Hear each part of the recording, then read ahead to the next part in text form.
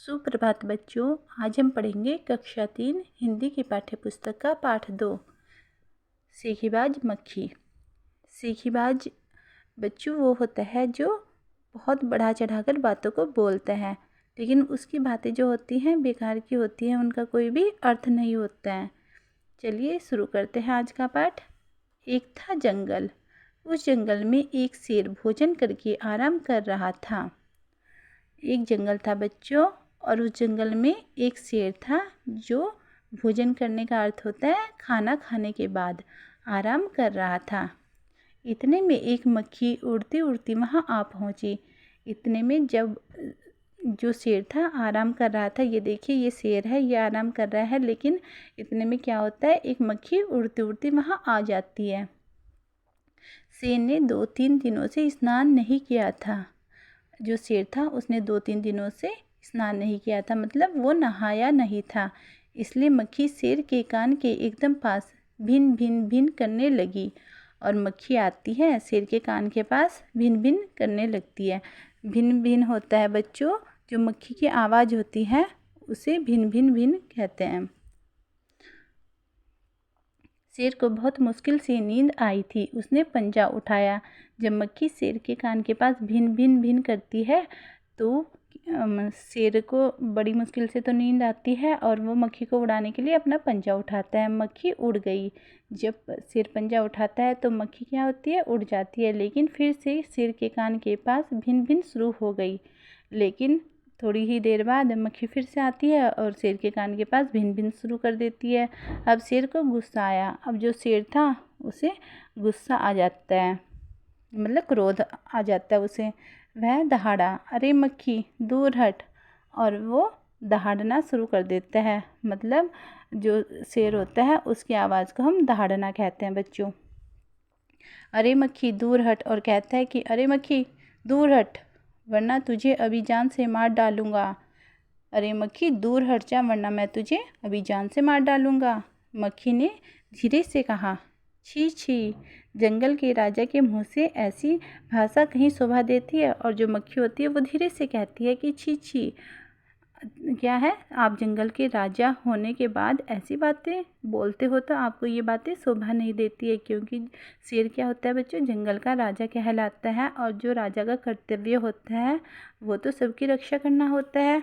लेकिन शेर कहता है कि मैं तुझे मार डालूंगा। ये सब बातें शेर के मुंह से मक्खी को अच्छी नहीं लगती। शेर का गुस्सा बढ़ गया। उसने कहा, एक तो मुझे सोने नहीं देती, ऊपर से मेरे सामने जवाब देती है। चुप हो जा, वरना अभी। और शेर कहता है, शेर को गुस्सा बहुत ज़्यादा आ जाता है और कहता है कि एक तो मुझे सोने नहीं दे रही है, ऊपर से मेरे सामने जवाब देती है। चुप हो जा, वरना अभी। मक्खी बोली, वरना क्या कर लोगे, मैं क्या तुमसे डर जाऊंगी। और मक्खी कहती है कि वरना तुम क्या कर लोगे, मैं क्या तुमसे डर जाऊंगी। मैं तो तुमसे भी लड़ सकती हूँ, हिम्मत हो तो आ जाओ। और जो मक्खी होती है वो कहती है कि मैं तुम्हारा भी सामना कर सकती हूँ, अगर तुम में हिम्मत है, साहस है तो आ जाओ। हिम्मत का अर्थ होता है बच्चों साहस, ठीक है। क्योंकि जो मक्खी होती है वो छोटी होती है, और जो शेर होता है वो जंगल का राजा होने के बाद भी मक्खी राजा को ललकारती है। शेर आग बबूला हो उठा। उसने कान के पास पंजा मारा। मक्खी तो उड़ गई, पर कान जरा छिल गया। अब क्या था, शेर आग बबूला हो उठता है, मतलब आग बबूला हो जाने का अर्थ होता है बच्चों, ये एक मुहावरा है जिसका अर्थ होता है बहुत गुस्सा आ जाना। अब शेर को बहुत ज़्यादा गुस्सा आ जाता है। उसने कान के पास पंजा मारा, और वो अपने कान के पास पंजा मारता है। मक्खी तो उड़ गई, पर कान जरा छिल गया। मक्खी तो उड़ जाती है, लेकिन जो शेर का कान होता है वो छिल जाता है।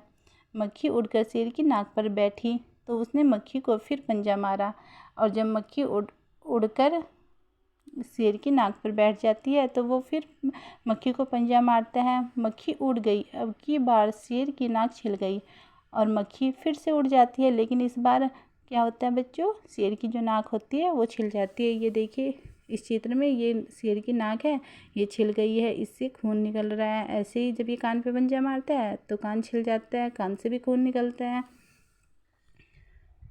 मक्खी कभी शेर के माथे पर बैठती, कभी गाल पर तो कभी गर्दन पर।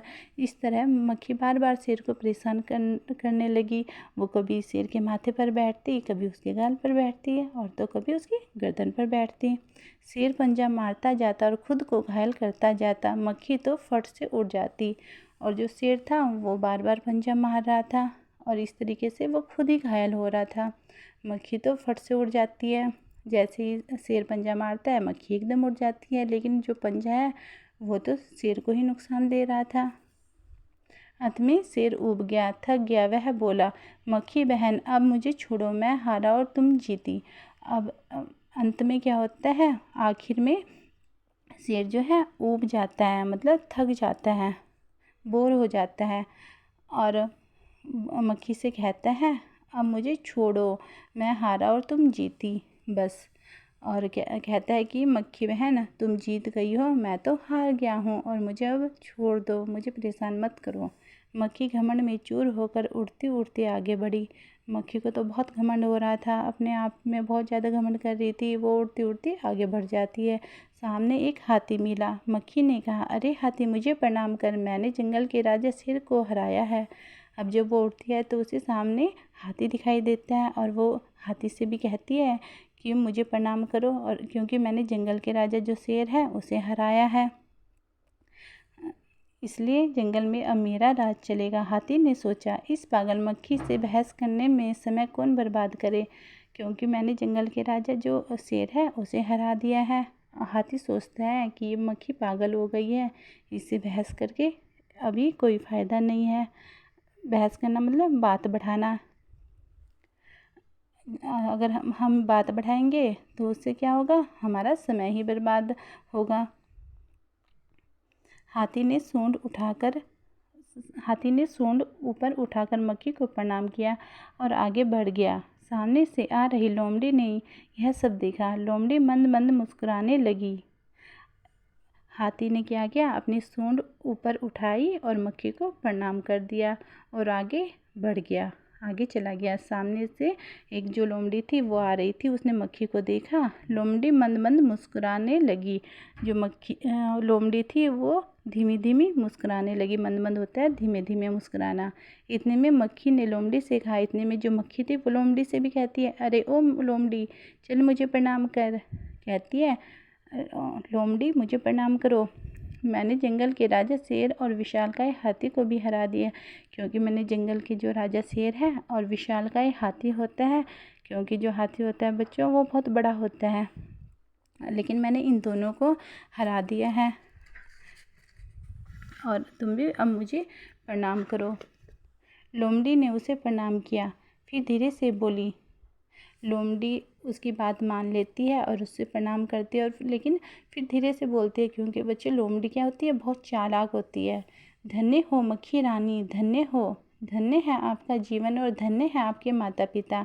और कहती है कि मक्खी रानी आप तो धन्य हो, धन्य मतलब महान हो, और धन्य है आपका जीवन, आपका जो जीवन है वो भी धन्य है। धन्य है आपके माता पिता और आपके माता पिता भी धन्य हैं। लेकिन मक्खी रानी उधर वह मकड़ी दिखाई दे रही है न, वह आपको गाली दे रही थी, लेकिन वो कहती है कि उधर जो मकड़ी है वो आपको क्या कर रही थी, गाली दे रही थी, उसकी ज़रा खबर लो ना। खबर लेना मतलब उसको दंड देना। यह सुनकर मक्खी गुस्से से लाल हो उठी। जब मक्खी ने ये सुना तो उसे बहुत गुस्सा आ गया। मक्खी बोली, उस मकड़ी को तो मैं चुटकी बजाते ख़त्म कर देती हूँ। और कहती है कि उस मक्खी को तो जैसे ही मैं चुटकी बजाऊंगी मतलब 1 सेकंड में ही ख़त्म कर दूंगी। यह कहते फिर मक्खी मकड़ी की तरफ झपटी और मकड़ी के जाले में फंस गई। मक्खी जाले से छूटने की ज्यों ज्यों कोशिश करती गई त्यों तो और भी अधिक फंसती गई। अंत में वह थक गई, हार गई। यह देखकर लोमड़ी मंद मंद मुस्कुराती हुई वहाँ से चलती बनी। यह कहते हुए मक्खी मकड़ी की तरफ झपटती है और मकड़ी के जाले में फंस जाती है। देखो बच्चों, ये मक्खी है, ये मकड़ी है और ये मकड़ी का जाला है, इसमें ये मक्खी फंस गई। जैसे ही वो जाले से छूटने की ज्यों-ज्यों मतलब जैसे-जैसे कोशिश करती है, लेकिन त्यों-त्यों वैसे-वैसे ही वो और भी अधिक फँसती जाती है और अंत में थक जाती है मक्खी, हार जाती है। यह देखकर लोमड़ी मंद-मंद मुस्कुराती हुई वहाँ से चलती बनी। जब लोमड़ी ये देखती है कि जो मक्खी है वह थक गई है, हार गई है, तो लोमड़ी मंद-मंद मुस्कुराती है, धीरे-धीरे मुस्कुराती है, धीमे-धीमे से, और वहाँ से चली जाती है।